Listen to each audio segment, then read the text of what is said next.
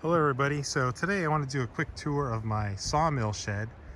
There have been a lot of questions about this shed in the comments on the video review of my sawmill, and I'm glad to see the interest because this was a really fun project. This was actually kind of the practice project to build with green lumber from my sawmill, and it was kind of cool to set up a sawmill and then use the sawmill to cut all the wood and mill all the lumber to build the building around the sawmill. It was just a neat project, and so we're gonna walk over there and take a look at it. Now the basic thing I wanted to do here was keep my sawmill out of the weather and be able to do sawing on a rainy day. So this shed is really just a few feet bigger than the sawmill track in every dimension. I think the shed worked out to be about 8.5 feet wide and it's 25 feet long. I went with a clear open span on the front so that I could get logs in here with my tractor easily. And when I'm sawing, I tend to leave the tractor parked right there at the entrance with the forks on it, and I can immediately offload the lumber and also the cutoffs and take them away. So this is a real wide open front, clear span. Pretty much everything in here is rough sawn wood except for the 4 corner posts. Those are treated 4x6s that I already had.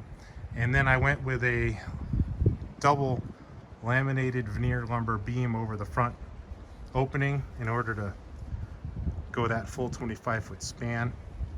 Now I actually had planned to do that with rough sawn pine, and I went as far as to pick out the tree I wanted to use, figure out how I was going to fell it, figure out how I was going to skid it out.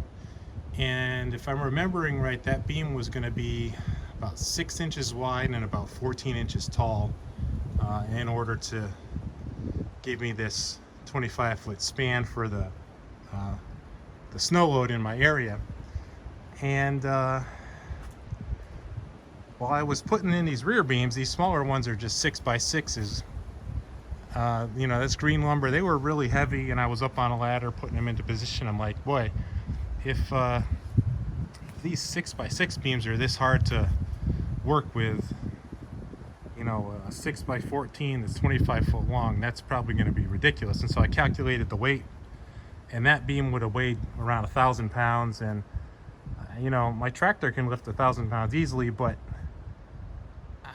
lifting 1,000 pounds up about you know, 11 feet high, that's a different story, especially something that's 25 feet long and balanced on tractor forks that are really spread about 60 inches. So I chickened out on using a rough sawn beam for the front, and I went with that LVL lumber. The price wasn't too bad. I spent about $270 for those 2 LVLs. They only weighed 125 pounds a piece, so those were real easy to lift into place and very stiff, very rigid. These do need to be protected from the weather. So while you're building with these, you just got to be careful not to let them get too wet before you get a roof over them. But otherwise, I think that was a good choice. And really, that's the main part where I kind of chickened out and didn't use rough sawn.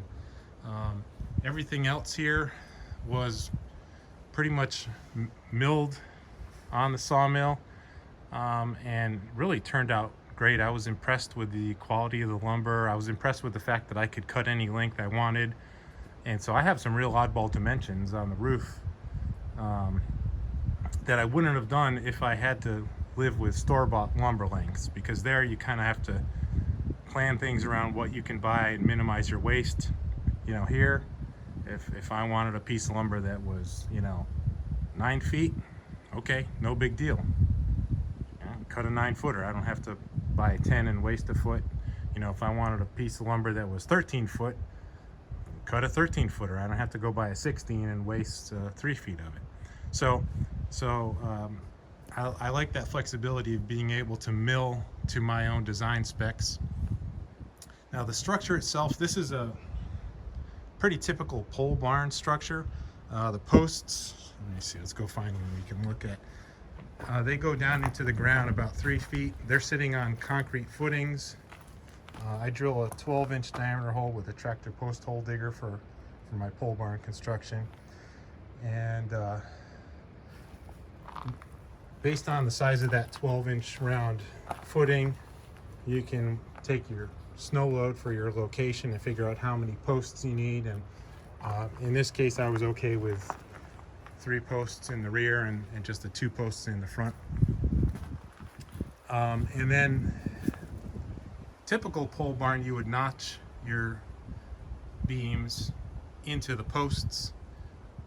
And a typical pole barn, you'd be using 2x lumber for your header beams. Here I did rough sawn 6x6s in the back, and I just perched them on top of the beams and used some gusset plates to tie it together with 1/2-inch bolts. One of the cool things with this project I did was set up a laser level. After I had all the posts in and I had them, I had the posts in and I put these wall girts in going across on the end walls, and I had the structure squared up pretty good. But before I put the header beams on, I set up a laser level so that I could mark the same height on every single post. In fact, you can sort of see the Sharpie mark up there where I made the mark on that one. And that's a real nice quick way to cut all your posts to the right height. And I think that's the first time I've used a laser level on a pole barn. Usually I use strings or some other method, but the laser level was great for that. This uses a 312 pitch roof. I've got 2x6 rafters. They're spaced every 2 feet, and then I have 2x4 purlins on top of that, also spaced every 2 feet, and then 5V metal panels up above. And used to be that metal roofing was more expensive, but because COVID has driven up the price of the lumber so bad, the OSB sheathing has tripled or quadrupled in cost since the last time I bought it. And that actually makes an asphalt roof with shingles over OSB more expensive than metal roof. Hard to believe, but that's why I went with a metal roof here. And metal roof I like working with. It goes up pretty quick. There's some tricks you can use to make sure it's all nice and straight. But that roof went up well. And then once I had the structure up and the roof on, I turned to the siding, and I went with board and batten siding. This is all the same southern yellow pine I used for the framing. And here I cut the boards 1 inch thick, and I just worked through what logs I had, and I was able to cut a really good quantity of 7-inch, 8-inch, and 9-inch wide boards. And so I kind of alternated them as I went across to give a uniform look. And then the battens, they're about, I think I cut those 2 inches wide. Now the boards, by the way, one of the things I should have mentioned, for the framing, all the lumber is, 2x lumber or thicker. And when you're working with green lumber that's that thick, you don't usually have to worry about splitting for the thick stuff. You do want to account for movement. So on these bolt holes, I actually wallowed those out. They're more of an oval hole. So as that top beam shrinks, it should be able to slide down on those plates and stay in contact with the post. Now the siding, though, being at just 1 inch thick, that you have to worry about splitting as it dries. And so the technique I used here was to nail the siding directly, or as directly as I could, in the center of the board. That gets nailed to those wall girts, and then leave the edges of the boards unnailed. And then I also, when I remembered and paid attention, I oriented the grain of the boards so that if it was going to cup, it would basically crown outward and cup inward. And combine that with the center nailing, that should really keep the board stable. But the extra insurance against cupping is putting these battens on, and for that I used screws. And those screws go through the gap between the boards, so they shouldn't really constrain those boards. And so the whole system, and board and batten was originally developed for use with green lumber. Really, the whole system should let these center boards shrink in on the edges. It'll happen, they'll slide under the battens when they do that. The battens will keep any gaps covered up, and there should not be any cracking with these siding boards because they're just really nailed in one place down the center. So, you know, we'll see. I'd say a year from now when I come back and look at this, hopefully I won't see any cracks. But that's about the third or fourth time I've used board and batten on a pole barn. You can see it across the way in my main barn, and I just love that system of siding. It's just very dependable, very quick. It looks good. It gives you a nice rustic look, and it's really perfect for sawmill lumber. The top, the fascia boards, that's actually white pine that was sawn, I don't know, 5 years ago. So that's, you know, seasoned and dry, and that should be stable. I didn't want to use green wood up there because that for sure would want to curl up in the sun, and it's got a lot of exposure. So I did use seasoned wood up there.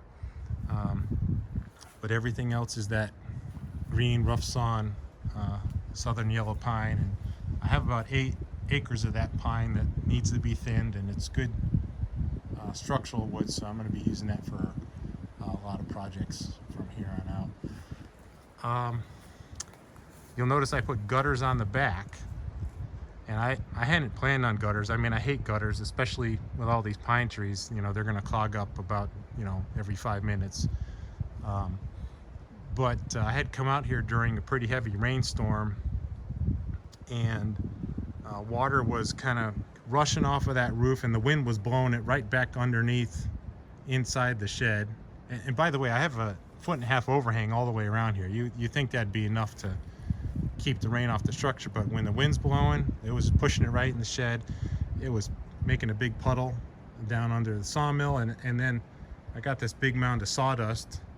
You know, that was soaking up water, and it is like pretty obvious to me that I probably should put gutters back here, and that was not too expensive. I think that was probably about, I don't know, 80 bucks worth of components and a couple hours of time to do those gutters. And this is low enough back here. This is about probably 8 feet off the ground that it won't be too hard for me to get in there and blow these out periodically with a leaf blower. And I'll probably need to do that at least every 2 months, depending on what the pine trees are doing. So that's the gutters, and those run to some PVC pipe to drain the water away from the structure. I think that's all I wanted to cover, really. You know, the main goals for this, again, were to keep the weather off the sawmill, both to protect the sawmill itself, and then to let me do some sawing when it's raining or snowing, keep things out of the sun. And then I wanted close proximity to my barn because I'm always running across there for tools. That's where I keep the tractor parked. And I thought, you know, I want this in a location where it's near the barn, it's next to the driveway, so I can run logs in here pretty easily and then carry lumber back out. I had briefly thought about leaving the back of this open because that goes into the wood lot where I cut all my trees down. I'm thinking, well, heck, I can just make a skidder trail come right to the back of the sawmill. And so, you know, if I was going to do that, I would not have put that center post in. But after a couple weeks of sawing logs, I got to realize that I rarely cut a tree down and then carry the log right to the sawmill. More often than not, I'm building up a stockpile of logs. And I just thought, you know what, it's probably going to be rare when I would want to skid a log right to the back of the sawmill here. So I ended up only doing a 12-foot span with a post in the middle back here. And the plan is that all the logs will be coming into the sawmill through the front here, and then all the lumber is also going to leave the front. I think that's it. If anybody has any questions about the structure, please let me know in the comments, and I'll be glad to answer the questions or do another video. But again, this was a real fun structure, very functional, very low cost, and it's the kind of building I like to put up. It goes up quick, you get use out of it right away, and you don't have to spend a lot of money. Thanks for watching.